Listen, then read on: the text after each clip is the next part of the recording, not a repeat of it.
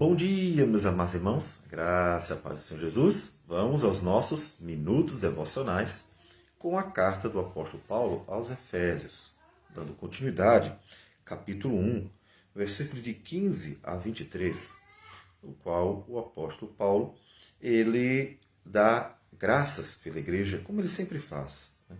Na verdade, é a única carta à igreja que o apóstolo Paulo não dá graças pela vida da igreja é a carta aos Gálatas, porque lá está ocorrendo um problema seríssimo.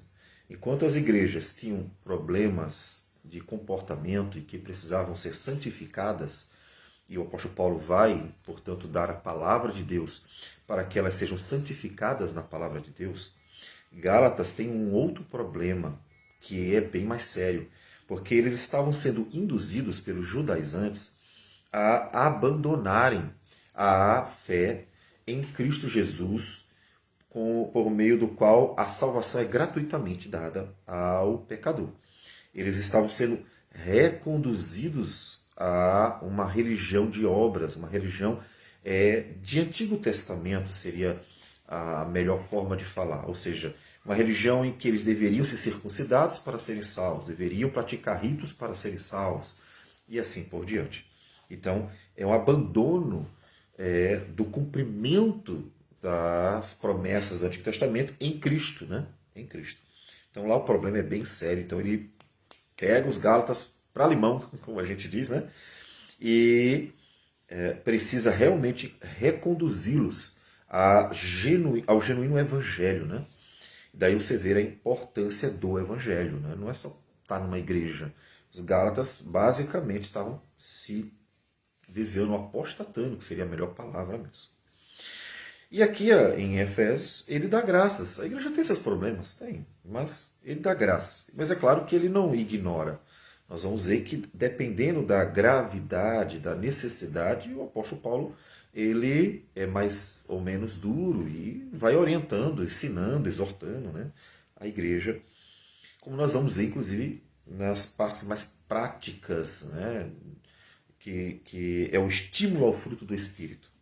Mas, por enquanto, como nós falamos, ele dá graças a Deus pela vida da igreja, dizendo: por isso também eu, tendo ouvido a fé que há entre vós no Senhor Jesus e o amor para com todos os santos, não cesso de dar graças por vós, fazendo menção de vós nas minhas orações. Observe aquilo que nós dissemos anteriormente. A obra da salvação, ela é uma obra que tem a participação do Pai, do Filho e do Espírito Santo. Você não pode tirar uma das pessoas da Trindade para dizer que a salvação tem como fundamento apenas a obra daquela pessoa. Você não pode dizer que a obra da salvação é apenas do Pai, ou apenas do Filho, ou apenas do Espírito Santo, porque estaria incompleta. A obra da salvação é a obra que Deus, Pai, Filho e Espírito Santo realiza graciosamente. E veja que na ação de graça ele apresenta mais uma vez isso, né? Quando ele diz que ele ouviu da fé que há no Senhor Jesus, ou seja, eles creram na morte e ressurreição de Cristo, eles creram na obra do Calvário, eles creram que Cristo é o Senhor e Salvador. Então a justificação, então ele está dando graças a Deus por eles terem crido no Evangelho e, portanto, terem sido justificados pela fé em Cristo Jesus. Mas observe que ele diz: e o amor para com todos os santos. O que é o amor para com todos os santos? O amor para com todos os santos é o fruto do Espírito. Nós já lemos, inclusive, mas o fruto do Espírito é amor, alegria, paz, longanimidade, benignidade, bondade, fidelidade, mansidão, domínio próprio. Então, observe que o amor é a obra do Espírito Santo na vida deles. Então, ele está dando graças a Deus porque vê que realmente houve conversões naquela cidade. Porque eles criam verdadeiramente em Cristo, um evangelho genuíno, verdadeiro evangelho. Afinal das contas, estavam se pregando outras coisas. Um falso evangelho, né?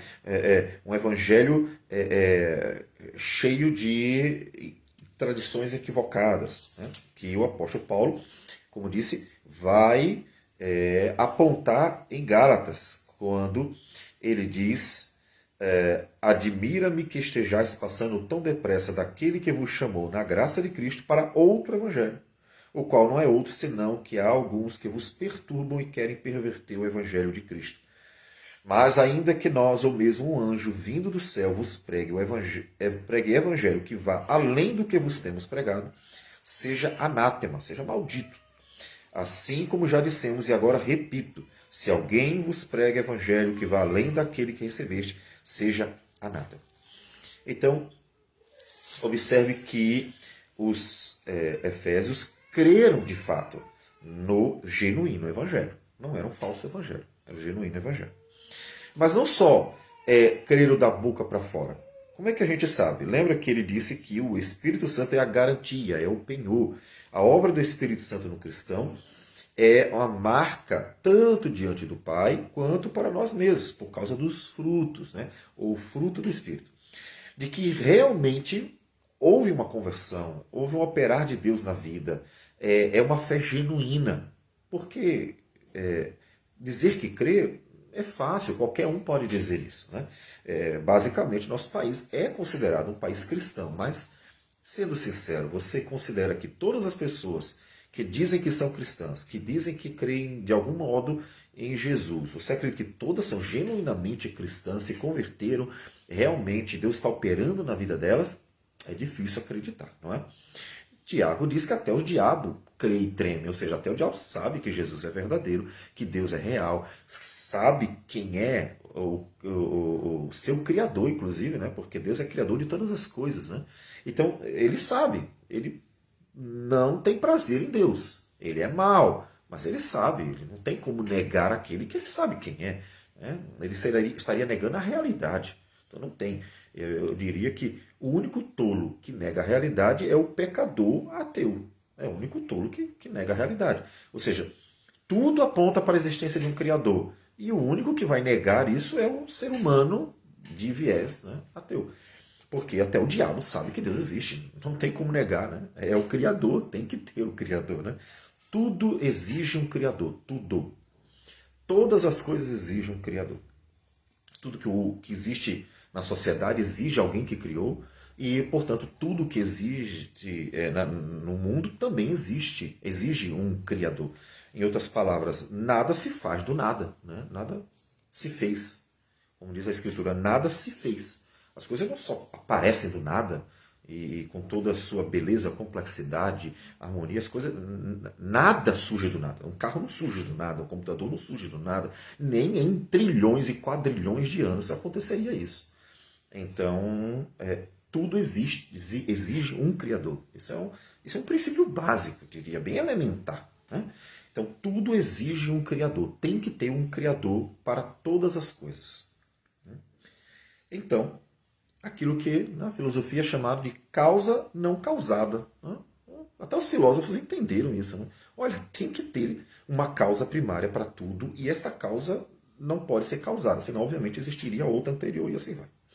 Bom, então, voltando para o nosso texto, o ponto é que veja que Paulo está dando graças a Deus porque a obra da Trindade realmente aconteceu, né?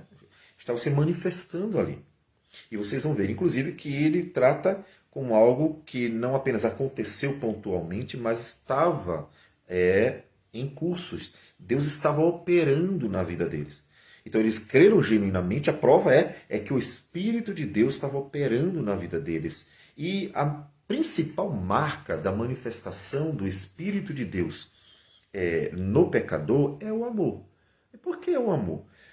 Porque o próprio Deus diz que o amor é o primeiro grande mandamento. Amarás o Senhor teu Deus de todo o teu coração, de toda a tua alma, de toda a tua força. Primeiro grande mandamento. Jesus, inclusive, cita. O segundo grande mandamento, amarás o próximo como a ti mesmo. Segundo mandamento.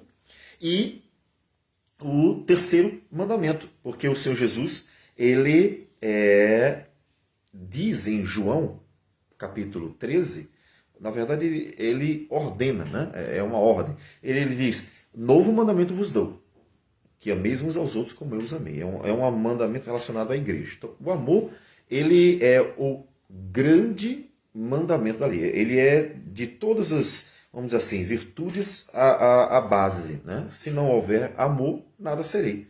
É o que o apóstolo Paulo, inclusive, ele nos diz em 1 Coríntios, capítulo 13. Né? Veja que um capítulo dedicado exclusivamente para falar do amor, né? Inclusive para uma igreja que estava cheia de divisões, cheia de problemas, e ele falar do amor. Ele diz, olha, ainda que eu fale as línguas dos homens e dos anjos, se não tiver amor, serei como bronze que soa, como símbolo que retine. Ou seja, o amor é mais importante que o dom de línguas. Ainda que eu tenha o dom de profetizar e conheça todos os mistérios e toda a ciência, ainda que eu tenha tamanha fé a ponto de transportar montes, se não tiver amor, nada serei. Veja que ele coloca o amor como maior do que o conhecimento, o dom, e aí pensou inclusive do conhecimento de forma geral. Ele diz até do conhecimento celestial, né? Ele menciona a questão do dom de profetizar. Então, o conhecimento e a fé. Ele diz que o amor ainda é maior do que o conhecimento e a fé. E ainda que eu distribua todos os meus bens entre os pobres, e ainda que entregue o meu próprio corpo para ser queimado, se não tiver amor, nada disso me aproveitará. O amor é maior do que as boas obras. Se o homem tentar fazer coisas boas, e inclusive tem pessoas que doam, mas doa porque deduz de impostos, doa porque insistiram, aí vai lá e doa. Nem todo mundo doa por amor. As pessoas doam por várias razões. Né? Até às vezes para aparecer, para mostrar que é bonzinho. Jesus diz, né, que os fariseus, os judeus da época, davam esmolas, mas faziam cantar trombetas para eles. Né? Olha como eu sou bom, eu dou esmola. Então pessoas podem fazer coisas boas, dar esmolas, outras coisas mais, até por vaidade, por orgulho. Então, nem todo mundo que faz coisas boas está fazendo por razões boas, né? Por amor. Então, veja que a Escritura, Deus, diz que o amor é o maior de todos os mandamentos, é a principal virtude. Se você não tiver amor, o resto cai.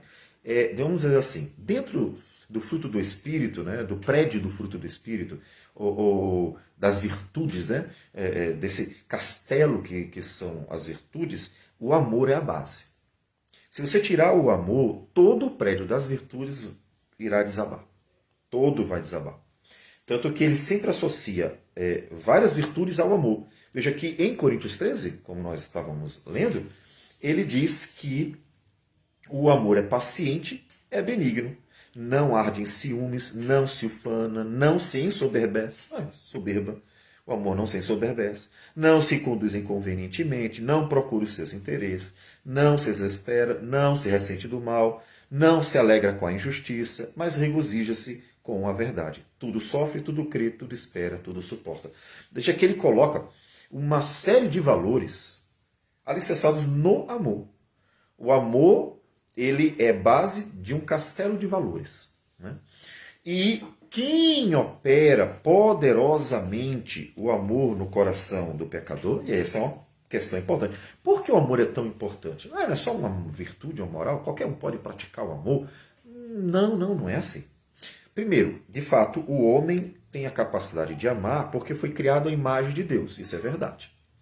Mas o pecado contaminou tudo, né? O pecado, como nós já falamos de inúmeras vezes, não define o ser humano porque ele não foi criado pecador. Né? E eternamente o povo de Deus não será pecador. Então ele não define o ser humano. O ser humano é definido pela imagem de Deus. Mas o pecado contaminou o ser humano de tal maneira que todas as faculdades do ser humano estão marcadas pelo pecado. Então o que é necessário? O operar do Espírito Santo. O que é a obra da restauração, da redenção, da regeneração? É uma obra do Espírito Santo operando por meio, obviamente, do fundamento que é Cristo, né? Sem a justiça de Cristo não haveria a possibilidade do Espírito realizar essa obra em nós. E o Espírito Santo operando naqueles que estão em Cristo para restaurar. Ele está restaurando as virtudes. E é claro que base delas é o amor. E veja que o apóstolo João, ele diz, amados, amemo-nos uns aos outros, porque o amor procede de Deus. Veja, ele está dizendo que nós somos criados à imagem de Deus. Portanto, as virtudes que nós, como seres humanos, possuímos, elas vêm de Deus. E uma vez que o pecado sujou, estragou, contaminou tudo, está tudo contaminado pelo pecado, mais uma vez o amor ou as virtudes precisam que venham de Deus. Ou seja, vem de Deus porque fomos criados à imagem de Deus, e é por meio do Espírito de Deus que elas vão sendo restauradas, vão sendo limpas, né? Tirados o pecado, né? Para que elas possam realmente florescer no ser humano e serem vivenciadas. E ele diz assim, o amor procede de Deus, e todo aquele que ama é nascido de Deus e conhece a Deus. Olha que coisa fantástica. Ele basicamente coloca que quem ama de verdade é aquele que realmente conhece a Cristo Jesus. O verdadeiro amor. Porque, como nós também já dissemos em outros momentos, o amor não é um sentimento, não é um sentimentalismo. Porque se confunde muito o amor com paixão, por exemplo. Não é isso. O amor é uma virtude. Por isso que o amor é difícil. É porque ele é uma virtude divina. Né? Então, amar como virtude não é algo da boca para fora. É algo, e não é algo apenas falado, né? É algo que se manifesta verdadeiramente. O amor é uma virtude. Aquele que não ama não conhece a Deus, pois Deus é amor. Então, observe que, eu não quero ler o capítulo todo, que é maior, mas ele coloca o amor todo atrelado ao conhecimento e à vivência com Deus. Não é só confessar a Cristo, como eu disse, pode até ser da boca para fora, mas há uma verdadeira conversão em que o Espírito de Deus está operando para que o amor que Deus deu lá em Gênesis, quando criou o homem, possa ser novamente manifesto, como disse, florescer de fato. E está lá, tudo marcado pelo pecado, machucado pelo pecado, perturbado pelo pecado, e Deus limpa, purifica e vai operando para que o amor que vem dele se manifeste em nós para a glória dele. Nós amamos porque ele nos amou primeiro. Então, o amor vem da parte do Senhor. Então, veja que quando ele diz que dá graças a Deus porque vê que eles creem no Evangelho genuíno, e também dá graças a Deus porque vê neles o amor para com todos os santos, que aí, interessante aqui, nesse ponto, o amor para com todos os santos é o terceiro grande mandamento. Novo mandamento vos dou, que vos ameis uns aos outros, como eu vos amei. Assim, conhecerão todos que sois o meu discípulo. João capítulo 13, versículo 34 e 35. Ele deu um mandamento para a igreja praticar dentro dela, que é um mandamento em que a referência é Cristo, o sacrifício de Cristo. Ele deu a sua vida pela igreja e diz assim como eu fiz, façam vocês também. Na verdade, Jesus é o modelo em tudo. Então vejam, Jesus lavou os pés dos discípulos e disse, façam também. Lave os pés uns dos outros, ou seja, sirvam uns aos outros, sejam bênçãos para os outros. Ele mostrou o amor se sacrificando pela igreja. Disse, façam mesmo uns pelos outros, deem a vida uns pelos outros, cuidem uns dos outros. Então, ele mesmo disse, eu fiz, façam também. Então, Cristo, que é o nosso Senhor e Salvador, é também um modelo. E quem é que nos conduz a esse modelo que é Cristo? Quem é que que opera em nós para nós sermos semelhantes a Cristo? Quem é que faz a obra em nós para nós parecermos cada vez mais com Jesus, com o serviço de Jesus, o amor de Jesus, a bondade de Jesus e assim por diante? Quem opera? O Espírito Santo, que é a garantia da nossa salvação. Então, ele confirma em nossas vidas que nós verdadeiramente somos de Cristo, pertencemos a Cristo, fomos unidos a Cristo, por meio desse operar gracioso e poderoso santificando-nos. E o apóstolo Paulo estava vendo isso.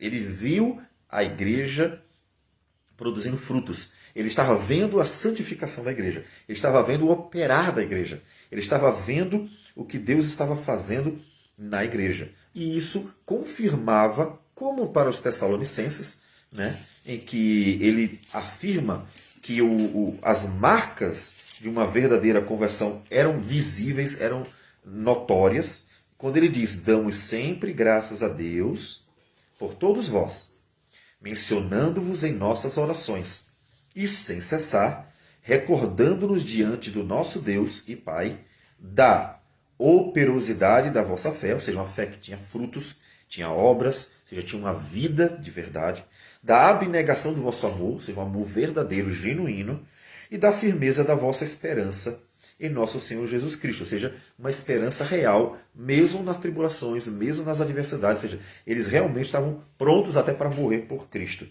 reconhecendo, irmãos, amados de Deus, a vossa eleição, ou seja, se confirmou que eles verdadeiramente eram cristãos pelos frutos, né? Fé operosa, amor abnegado e esperança firme.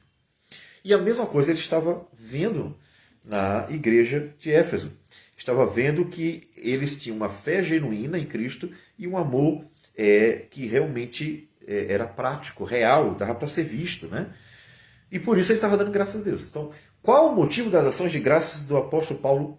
É por causa de uma genuína conversão, que mostra uma união com Cristo, confiança na justiça de Cristo, e um operar poderoso do Espírito Santo, produzindo o fruto do Espírito. E ele cita o maior deles, que é o amor. E ele então orava por eles. O apóstolo Paulo está sempre intercedendo por eles. E aí a gente vai ver a partir daqui que a oração do apóstolo Paulo é porque a conversão não é um ato. A conversão não é um momento, no sentido de que aconteceu e acabou-se, agora não tem mais nada para acontecer, né? Ainda que confessemos a Cristo, e devamos confessar a vida toda, né? Mas ainda que confessemos no momento a Cristo, a vida de um convertido é todo um processo, né? Deus não opera tudo de uma vez só. Deus não opera tudo. Ele se converteu e agora está tudo perfeito na vida dele, tudo certo, tudo maravilhoso, tudo está acontecendo de um só momento, como num passe de mágico. Deus não quis assim. Poderia? Deus pode tudo, né? Então, Deus pode o que Ele quiser. Mas o plano dele, a vontade dele, foi que, ainda que a conversão tenha um marco inicial, que não necessariamente a gente saiba quando Deus começou a operar poderosamente na nossa vida, muitas vezes a gente nem está atento, né? Que Deus já está trabalhando, despertando. Mas, ainda que normalmente tenha um marco por causa da confissão de fé, né? De você professar a fé em Cristo Jesus, a vida de um convertido, ela na verdade é um processo. Ou seja, as coisas vão acontecendo no decurso da jornada de um cristão. Inclusive o livro O Peregrino, também a Peregrina, é um livro magnífico, talvez o livro mais conhecido do mundo, mais lido do mundo, que mostra essa jornada de um cristão. Como ela é desafiadora e como Deus vai operando no decurso dela, né? E ele, veja que diz, as orações do apóstolo Paulo não são só ações de graça, mas a oração dele também era para quê? Vamos lá, versículo 17. Para que o Deus de nosso Senhor Jesus Cristo, o Pai da glória, vos conceda espírito de sabedoria e de revelação no pleno conhecimento dele. Veja, já conheceram o Evangelho, já confessaram a Cristo, já estão vendo neles a obra do Espírito Santo, porque Deus está transformando a vida deles, inclusive enchendo do amor, para serem uma bênção, para servirem, para abençoarem uns aos outros. Já se está manifestando isso, mas veja que até o conhecimento do Evangelho, que inclusive aqui está sendo descortinado, lembre-se disso, né? O Novo Testamento está em curso, né? O Novo Testamento está sendo descortinado. Nós estamos vendo, por meio das cartas, Deus revelando ao seu povo, pouco a pouco, né, a completude do Evangelho, né? Toda essa obra de salvação. Hoje nós temos, está aqui na nossa mão, e nós podemos ler todinha. E mesmo assim, veja que nós precisamos ler todos os livros e ter o entendimento do Espírito de Deus para compreender e aplicar todos os livros, ou todo o conteúdo, né? A escritura inteira. Eu estou focando aqui no Novo Testamento, mas é claro que é a escritura inteira. Mas o Novo Testamento, a revelação do Evangelho por inteiro. Então o apóstolo Paulo pede para que Deus conceda espírito de sabedoria e de revelação no pleno conhecimento dele. Ou seja, que Deus dê entendimento para vocês compreenderem tudo que está sendo revelado para vocês. A palavra de Deus estava sendo revelada e ele pede que Deus dê entendimento. Então observe que mesmo sendo cristãos, o apóstolo Paulo pede que Deus dê sempre entendimento. Então não é assim, sou cristão, então agora eu sei de tudo, eu conheço tudo, eu aprendo tudo, eu compreendo todas as coisas e aplico todas as coisas perfeitas, já estou pronto. Não é assim. Então isso é um consolo para os neófitos, né? Para os que começaram. Você começou hoje, não espere que você entenda tudo, saiba tudo, conheça tudo, aplique tudo, e porque você já é cristão. Então agora tudo tem que acontecer na sua vida de uma só vez. Não é assim, meu irmão, não é assim. Veja que o apóstolo Paulo ora constantemente, continuamente pela igreja, para que ela tenha sempre o entendimento de tudo que está sendo revelado para ela. Tudo que está sendo entregue à igreja, a palavra de Deus, precisava ser compreendido. Não basta ler, né? Eu acho que você sabe que só ler não significa que entendeu. Muitas vezes as pessoas leem, mas não entenderam. Ou também não conseguiram aplicar à própria vida ao pouco que entenderam. Ou seja, é preciso o entendimento. E isso, portanto, a vida toda. Logo, faça como diz Tiago também, né? Aquele que precisa de sabedoria, peça a Deus. Então, peça sempre a Deus sabedoria para compreender toda a Escritura Sagrada. Senhor, a palavra é tua, ela é divina, é uma palavra perfeita. Ela não tem falhas, ela não tem erros, é uma palavra magnífica, é uma palavra sobreexcelente, é uma palavra sobre coisas que o Senhor opera aqui e coisas celestiais. Então, Senhor, eu preciso de sabedoria. Não é fácil. Quando vamos para profetas do Antigo Testamento, alguns deles receberam uma revelação, principalmente de cunho apocalíptico, né? Que é aquela revelação visual, né? Aparece alguma coisa diante do profeta, imagens aparecem, visões celestiais aparecem, e a Escritura diz que o profeta olhava e nem sempre entendia, não. Na verdade, eu até poderia dizer que ele nunca entendia, porque sempre precisava de um anjo junto para explicar, né? Então, uma coisa muito óbvia, eles compreendiam, mas o que não era muito óbvio, eles precisavam de explicação. Né? Não é simples, não é fácil. Então, se o profeta está recebendo a palavra junto ali ao anjo, o Senhor está, e é preciso que o próprio Deus explique, já indica que toda a Escritura precisa de uma iluminação divina. Ou seja, não é um livro qualquer, ainda que haja, sim, muitas passagens que nós vamos entender uma leitura. Até uma pessoa, um ateu, ele lê a Bíblia e entende o fundamento básico, ainda que não aplique a sua própria vida. Mas para mergulhar mais fundo, precisa que o Espírito de Deus esteja operando na sua vida. Em outras palavras, tudo que é necessário para a salvação, nós temos de uma forma clara na Escritura. Tanto é que se ler Gênesis não é difícil de entender. Mas para que nós vejamos a profundidade, a plenitude da revelação do Evangelho, precisa que Deus esteja sempre iluminando. Para inclusive crer, porque também não é só entender. Um fenômeno muito interessante na história do cristianismo, que tem a ver com o período do racionalismo, um período muito forte para o cristianismo, porque foi um período em que o cristianismo foi muito bombardeado. O período do racionalismo despertou uma reação que não foi positiva, porque ela não foi uma reação de fé necessariamente, mas foi, na verdade, eu diria mais uma ação do que uma reação, que é o liberalismo teológico. Ele é uma expressão do racionalismo ou da influência do racionalismo no cristianismo. E o liberalismo teológico, que é conhecido como ter matado o cristianismo na Europa, ele levou pastores, teólogos, a negarem tudo aquilo que tem uma relação com o sobrenatural, com a fé, com o agir divino, né, na história humana.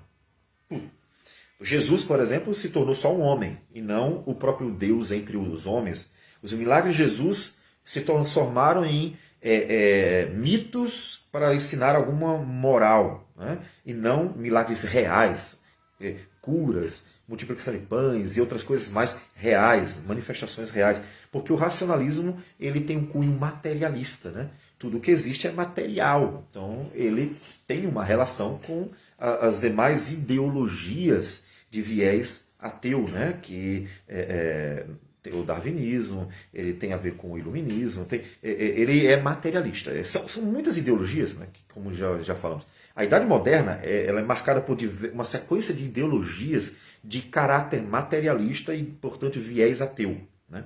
E isso bombardeou o cristianismo.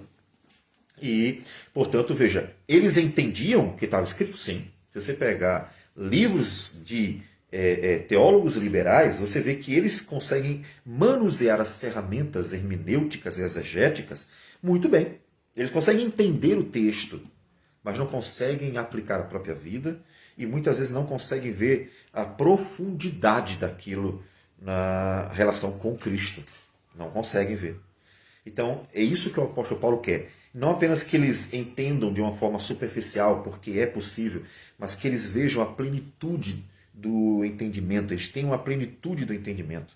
Veja, no pleno conhecimento dele, ele quer que eles entendam a profundidade do conhecimento que está sendo revelado, né? Não só superficialmente, mas a profundidade. Um conhecimento talvez mais superficial possibilite, né, a conversão pelo agir do Senhor. Mas a plenitude desse conhecimento, né, magnífico, precisa que Deus esteja sempre iluminando. Iluminados os olhos do vosso coração, para saberdes qual é a esperança do seu chamamento e qual a riqueza da glória da sua herança nos santos. Ou seja, compreender a magnitude do Evangelho, das bênçãos alcançadas para nós, de tudo que Deus prometeu para nós.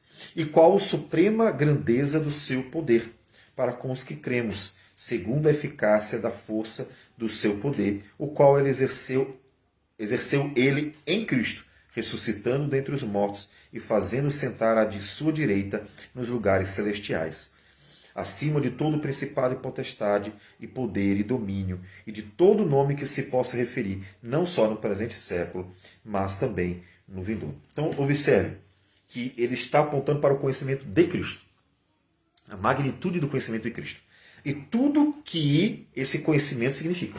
Né? O que significa a morte de Cristo, ele quer que eles entendam a plenitude disso. O que significa a ressurreição de Cristo, ele quer que eles entendam a plenitude disso. O que significa a vitória de Cristo sobre todo o principado e potestade, e o que isso significa para nós. Né? Porque, veja, a morte nos é transmitida, né? Nós nos unimos a Ele e, portanto, nós morremos com Ele. A ressurreição é transmitida porque nós nos unimos a Ele e, portanto, vivemos com Ele. Nós nascemos de novo, né? Nele nós somos novas criaturas. Né? A vitória dele sobre os principados e potestades é nossa, tanto que os principados e potestades, os inimigos, não têm poder sobre o cristão. Eles podem criar problemas porque Deus pode usá-los, inclusive, para isso. Veja que em Coríntios, o apóstolo Paulo menciona uma ação, de alguma forma, uma atuação maligna que estava perturbando ele, mas que tinha um propósito. Então Deus usa os demônios para propósitos, ou seja, Deus de forma alguma concordará, né, com eles. Deus não peca, Deus jamais fará isso, né? Deus é santo, mas Deus deixa que eles ajam porque ele tem um propósito, ou seja, ele é sábio e sabe usar até mesmo a maldade aquele ali é perverso, ele está querendo fazer isso aí, ele gosta, vou usá-lo sabiamente para uma coisa boa. Veja que ele diz: e para que não me ensoberbecesse com a grandeza das revelações, foi-me posto um espinho na carne, mensageiro de Satanás, para me esbofetear, a fim de que não me exalte. A gente não sabe exatamente o que era, mas ele chama como mensageiro de Satanás. Ele dá um caráter espiritual ao problema que ele estava sofrendo. E ele diz que Deus, né, assim o fez, esse mensageiro foi enviado para que o apóstolo Paulo, que diz que foi até o terceiro céu, teve revelações que os homens não podem nem saber, ele nem pôde contar, né? Revelações extraordinárias. Ele diz para ele não se ensoberbecer. Observe, o apóstolo Paulo, um grande homem de Deus, que teve revelações extraordinárias, mas é um pecador. Está sujeito ao pecado. Diante da grandeza das revelações, estava sujeito a se sentir melhor do que os outros, a se ensoberbecer. E Deus, para que isso não acontecesse, ou seja, para que ele não pecasse contra Deus, o fez ser humilhado, sofrer, mensageiro de Satanás ali para esbofetear ele, para ele se colocar no seu lugar, pecador, se sentir, continuar tendo a consciência de um pecador. E na fraqueza dele, sim, Deus manifestar a sua glória. Porque qualquer pecado é pecado. Soberba é pecado, nunca será uma virtude. Arrogância é pecado, nunca será uma virtude. Orgulho é pecado, nunca será uma virtude. Portanto, essas coisas ofendem a Deus. E para ele não ofender a Deus, para ele não pecar, para isso não atrapalhar o ministério, para ele não deixar de ser uma bênção por causa da soberba e começar a se vangloriar por causa do conhecimento, e isso se tornar um obstáculo para a pregação do Evangelho, Deus deixou que o mensageiro de Satanás o esbofeteasse, para que ele se humilhasse à presença de Deus e na sua fraqueza, se sentindo ainda um pecador, reconhecendo sua pequenez, pudesse ser usado por Deus da forma certa para unicamente a glória de Deus. Veja a importância da humildade daqueles que pregam a palavra, do reconhecimento de que tudo é para a glória de Deus e depende de Deus na vida daqueles que pregam a palavra. Então, ele estava orando para eles compreenderem a plenitude e a profundidade do Evangelho e as implicações do Evangelho para a vida deles.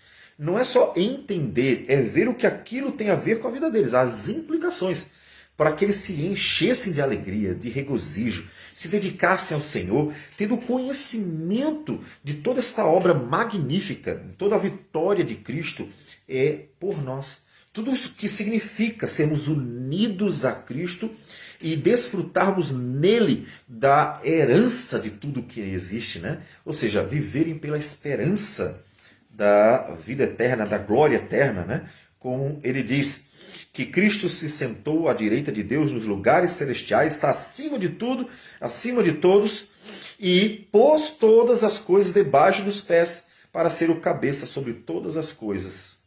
Veja, ele é Senhor de tudo. Ele é o Senhor dos demônios, ele é o Senhor dos anjos, ele é o Senhor dos homens, ele é o Senhor dos animais, ele é o Senhor do sol, é o Senhor da lua, ele é o Senhor do universo, de tudo que é animado e inanimado, de tudo que é físico e de tudo que é espiritual. Ele é Senhor de tudo. Todas as coisas foram dadas a ele. E ele tem o poder para dominar sobre todas as coisas.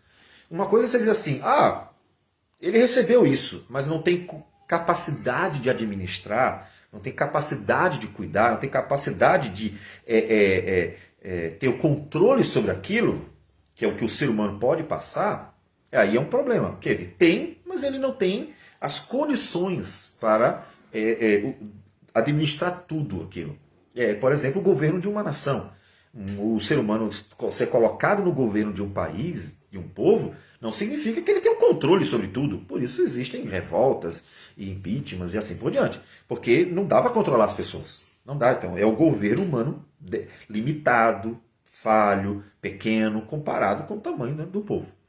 Mas Jesus recebeu todas as coisas da parte do Pai e tem total domínio, controle sobre todas as coisas. Em outras palavras, o demônio se ajoelha diante dele.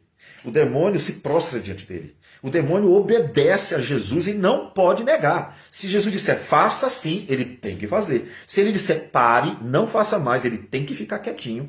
Ou seja, ele tem total controle sobre todas as coisas. Aí você pode dizer assim, mas e os homens que se rebelam constantemente? É porque ele deixa. Porque os ateus, os pagãos, os homens em geral se rebelam contra Cristo? Você está vendo a sociedade rebelde a Cristo. Porque os homens se rebelam contra Cristo e parece que ele não consegue controlar a situação. É porque ele está deixando. É porque ele é paciente e deixou o seu juízo para um dia lá na frente. É porque ele é misericordioso e está dando, o apóstolo Pedro é quem vai dizer isso, né? Dando aos homens a oportunidade de se converterem. Para que não digam, mas nem teve misericórdia, né? Puxa, a gente errou, é verdade, me perdoe, mas o senhor não deu chance, não deu tempo. Opa, como assim? Vocês tiveram 2000 anos para se arrepender? Como é que eu não dei chance, né? Então, ele é paciente, ele é bondoso, ele é misericordioso e assim por diante. Então, ele deixa os homens fazerem o que querem, mas é até o dia certo. No dia certo, ele vai dizer assim: pronto, cheguei, agora é o dia da prestação de contas.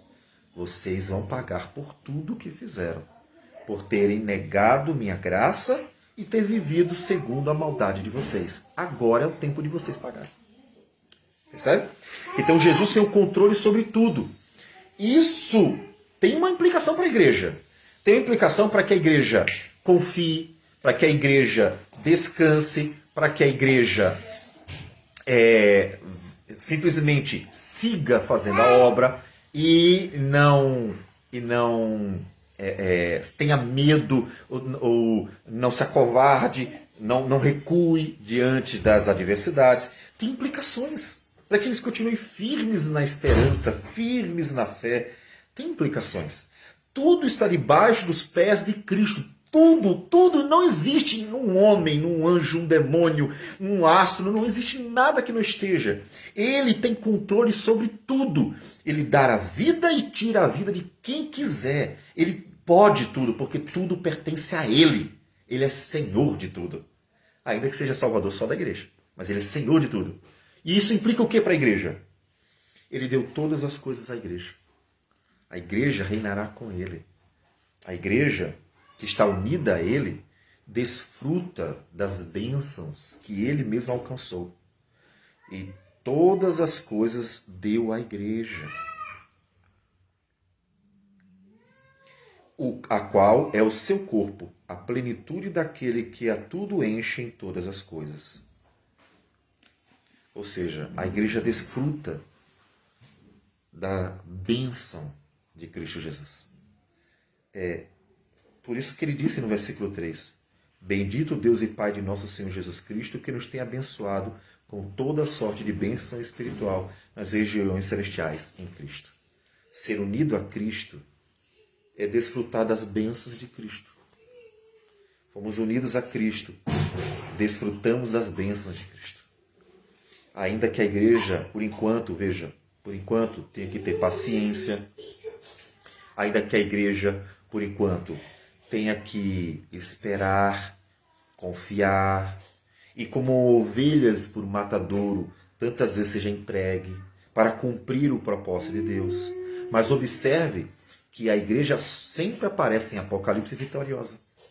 Sim, é verdade, são aqueles que já morreram por Cristo, mas eles não estão derrotados. Eles aparecem em Apocalipse sempre vitoriosos.